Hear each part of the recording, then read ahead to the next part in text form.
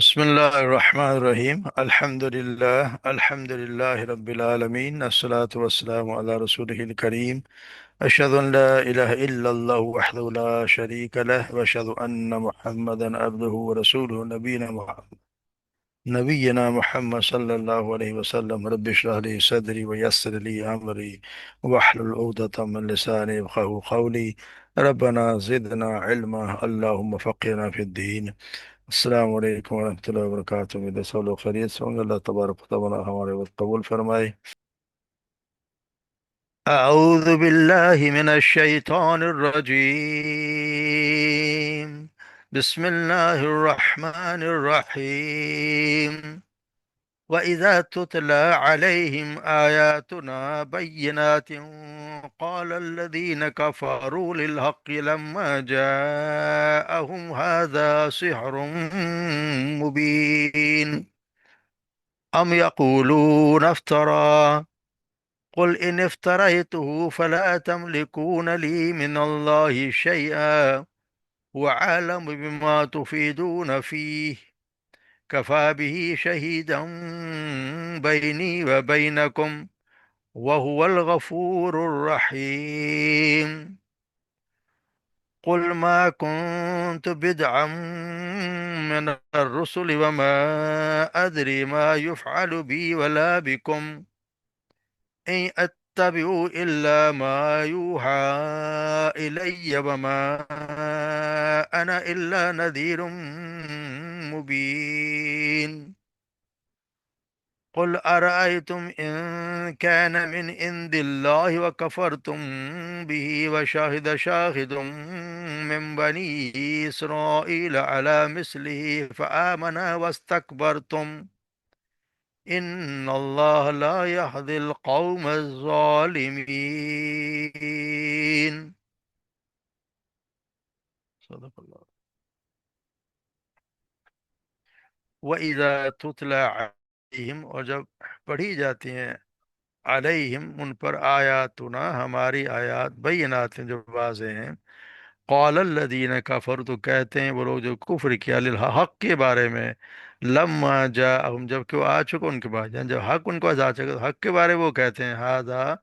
سحر مبین، یہ تو واضح جادو ہے۔ ام یقولون افطرا، کیا وہ یہ کہتے ہیں کہ اس نے گھڑ لیا ہے، یعنی آپ صلی اللہ علیہ وسلم نے گھڑ لیا ہے۔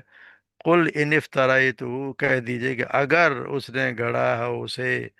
فلا تملکون تو نہیں کوئی،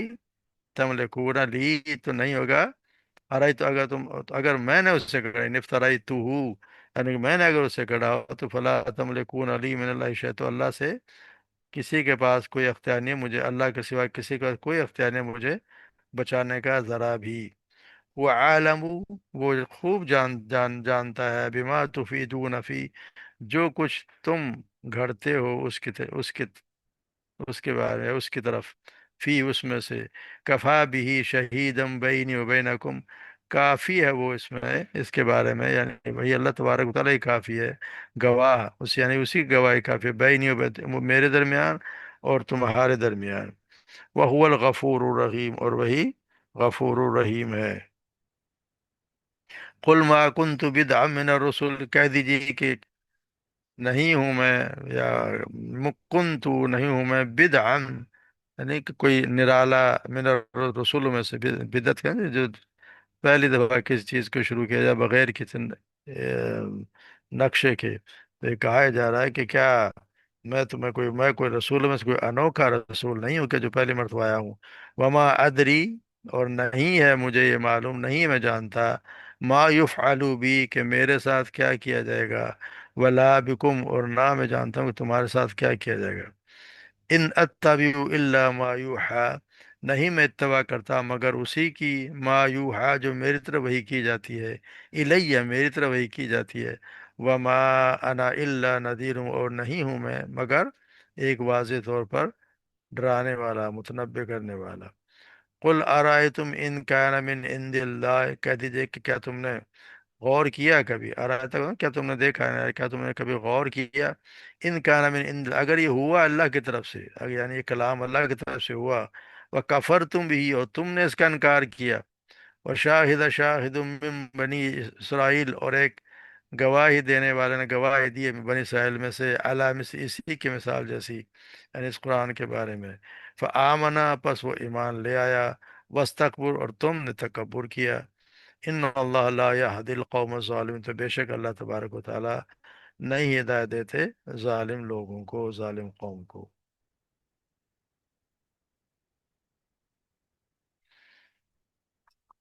تو یہاں مشرکین مکہ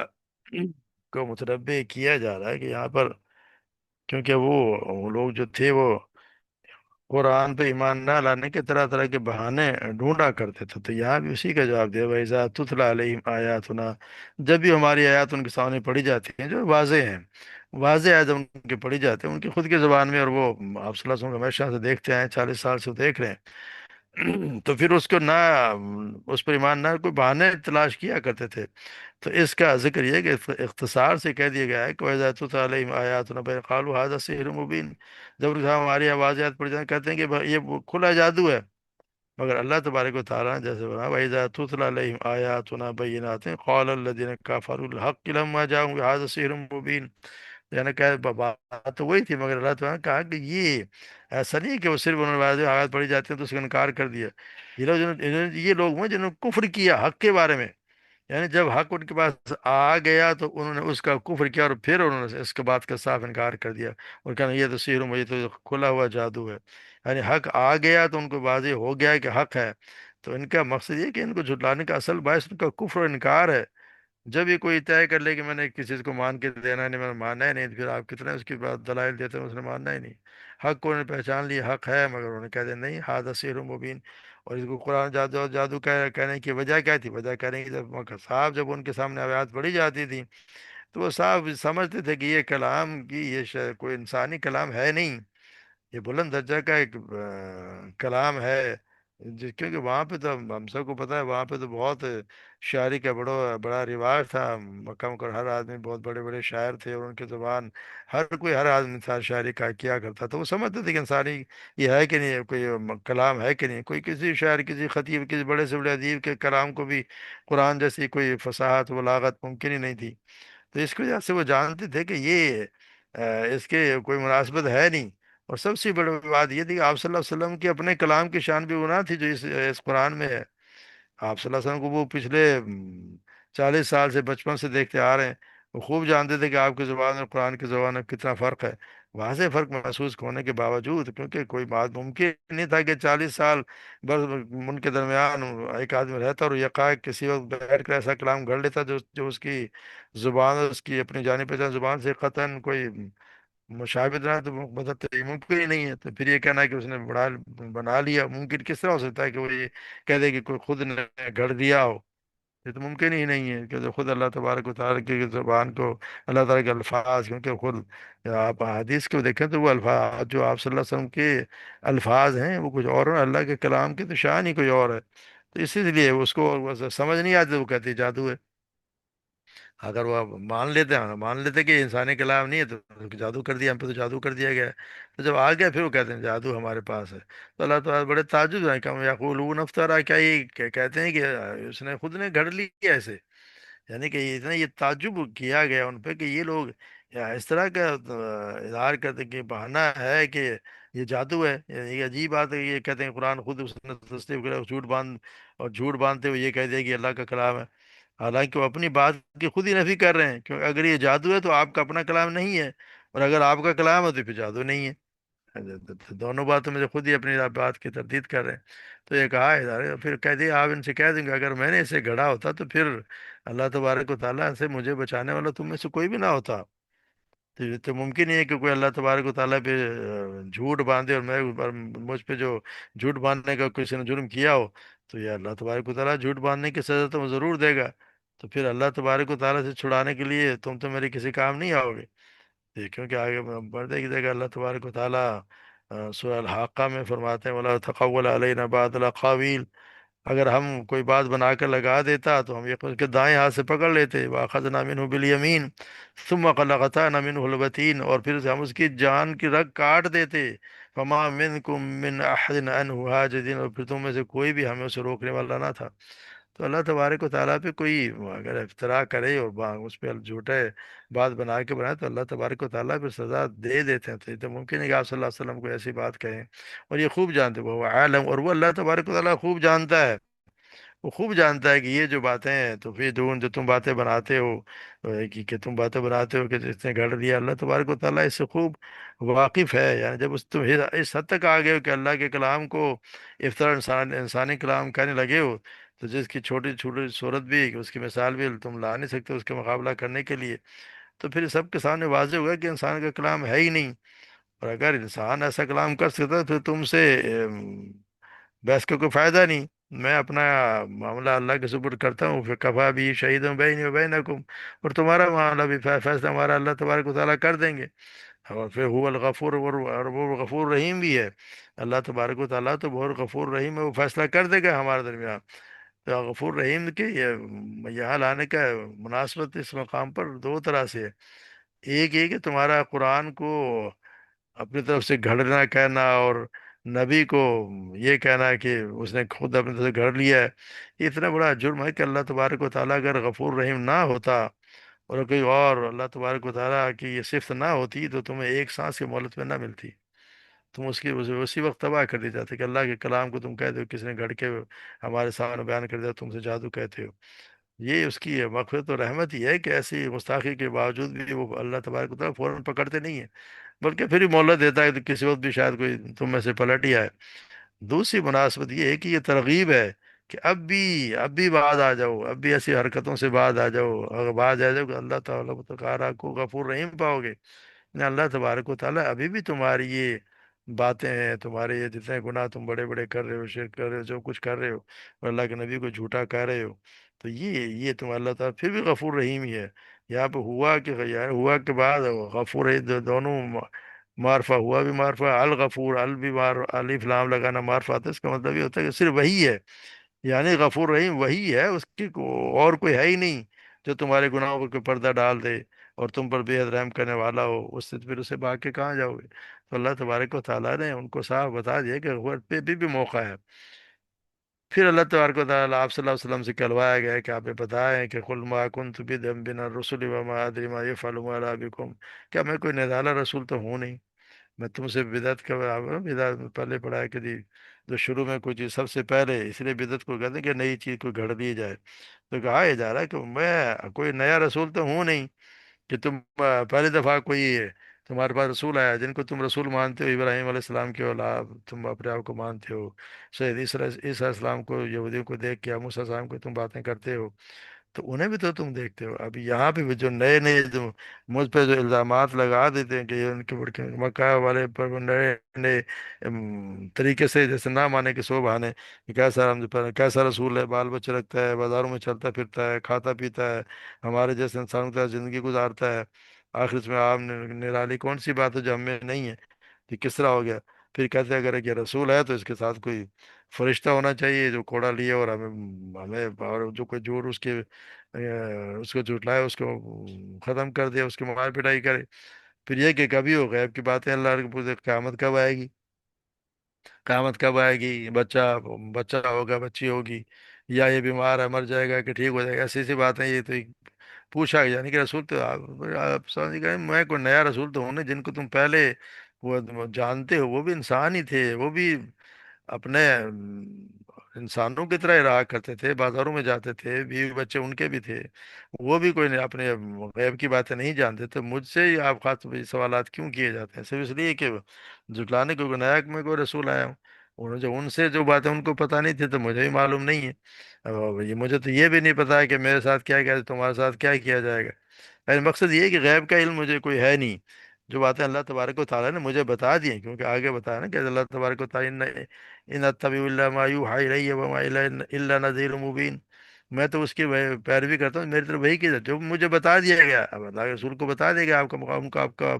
مقام بھی یقیناً بتا دیا گیا ہے کہ تو آپ کا کیا مقام ہے. اور تو اس کے بعد کیونکہ اللہ کے دوارا ان کے تو سارے گناہ معاف کر دیے، تو ان کا مطلب یہ ہے کہ میں تو وہی بات کرتا ہوں جو مجھے بتا دی جاتی ہے، اس کے علاوہ میرے پاس کوئی علم نہیں ہے. مجھے نہیں معلوم قیامت کب آئے گی، کسی کے ساتھ کیا کیا جائے گا، کسی کو بخشا جائے گا، کس کو جنت میں جانا ہے، کسی جہنم میں جانا ہے، یا کسی نے بچہ جننا ہے، کسی نے بچی جننی ہے، مجھے تو نہیں معلوم.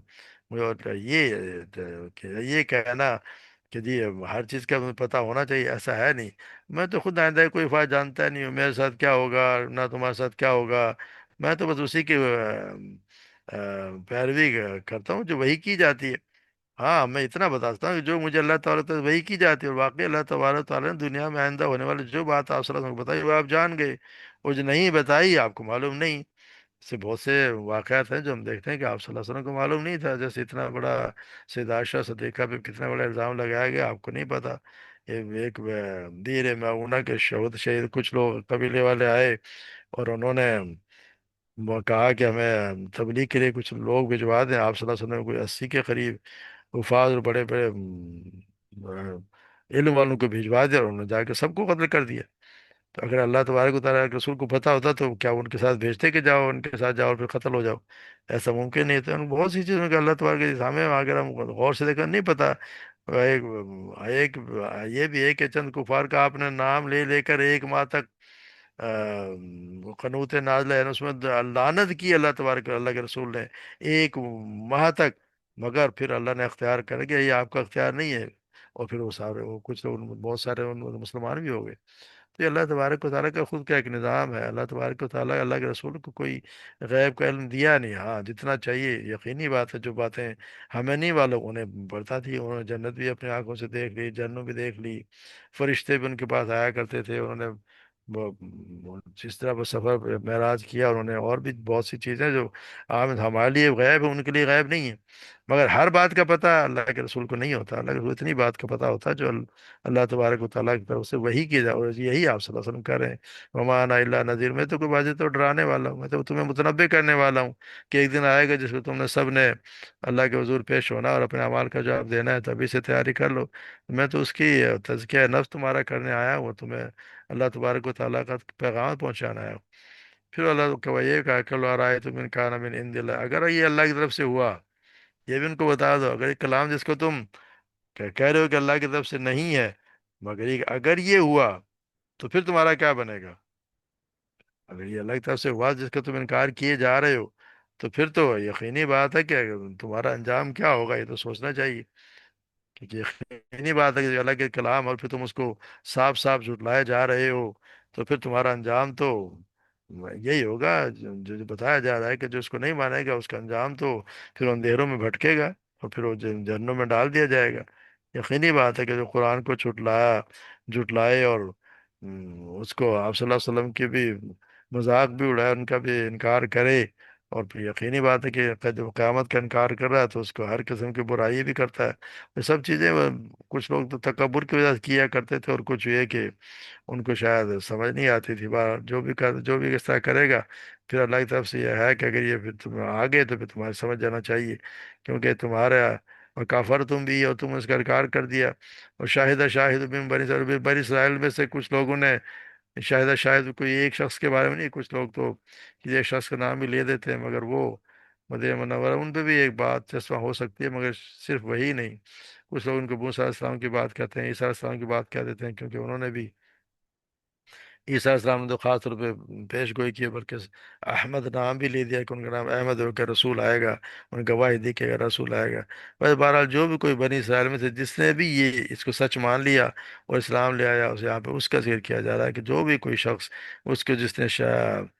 गवाही दी और बनी इसराइल में से, और आमन और फिर उस ईमान ले आया, और वो तो ईमान ले आया, बस तक और तुम इस पर तकबर किए जा रहे हो। तो यकीनी बात है जो ईमान ले आया वो आपसे आगे निकल गया, वो सब पथ ले गया। जो ईमान ले आया वो चला जाएगा जन्नत में इंशाल्लाह, और जो ईमान नहीं लाएगा वो फिर अल्लाह तबारक व तआला कहे इन्ना अल्लाह ला यहदी कौम ज़ालिमीन। जिसने जुल्म किया है तो अल्लाह तबारक व तआला उसे तो माफ किसी हालत को शाह अल्लाह तबारक व तआला देता ही नहीं है। उसको तो किसी तरह भी हिदायत अल्लाह तबारक व ताला जालिम को नहीं देता। जालिम से हमेशा से मुराद या कुरान में है कि असल में तो शिरक से ली गई है कि जो शिरक करे। शिरक, क्योंकि शिरक करना बहुत बड़ा जुल्म है। जुल्म ये होता है कि किसी चीज़ को आप उसकी अपनी जगह से सही जगह बिना रखे किसी और को जगह दे दें उसकी जगह, या दूसरी जगह रख दिया जाती है, ये जुल्म है। तो यहाँ पे ये होता है, शिरक भी यही है कि अल्लाह तबारक व ताला हक आपने किसी और को दे दिया। तो अल्लाह तबारक व ताला जो जालिम है, जो मुशरिक है, उनको अल्लाह तो हिदायत नहीं देता, क्योंकि उनके ان کے अमाल उन्हें ऐसे ऐसे हरकतें की होती हैं कि उनके ऐसा उनके किस्मत में है ही नहीं कि उनको हिदायत दे दी जाए। तो अल्लाह तबारक व ताली हमें भी सही समझ अता फरमाए, और सही अल्लाह तबारक व ताली की वहदानियत पर, उसकी रूहियत पर ईमान रखना हमारे लिए बहुत ज़रूरी है, कि जो काम है सब कुछ अल्लाह ही की तरफ से है। अल्लाह तबारक व ताली ने जो रसूल भेजे हैं वो अल्लाह के पैगामात लेकर आए, और वो भी उन्हें भी इतना ही मालूम होता है जितना अल्लाह तबारक व ताली उनकी तरफ वही करते हैं। ये नहीं कि हर चीज़ का उनको इल्म होता है। तो हमें ये भी हमारा अकीदा दुरुस्त होना चाहिए। अल्लाह तबारक व सबको सही समझ अता फरमाए, उस पर अमल करने की तौफीक अता फरमाए। वमा अलैना इल्लल बलाग।